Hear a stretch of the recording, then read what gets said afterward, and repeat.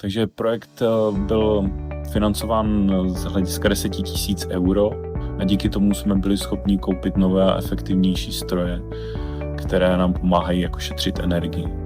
Takovým strojům, které nám šetří jak energii, tak i pracovní postupy jsou potom jako mnohem efektivnější, tak jsme díky tomu lépe konkurenceschopní na trhu, protože jsme rychlejší a efektivnější ve výrobě.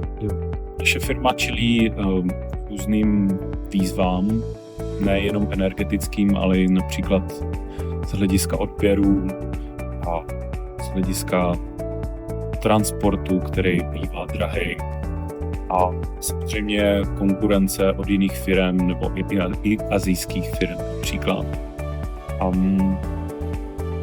Co se týče energetických jako challengeů, tak to je především to, že se všude musí topit, že všechno je drahý z hlediska topení. Každý náš stroj je napájený na elektriku a některý víc, některý míň, takže čelíme tomu, že někdy se té energie spotřebuje hodně, někde se jí spotřebuje míň, takže se potom jako nevždy ideálně dá dopočítávat nějaká naše výkonnost z hlediska tady tohodle. Takže Technologické centrum Praha nám pomohlo s žádostí do EN Energy a s pomocí jako financování celého projektu. To zkusíme.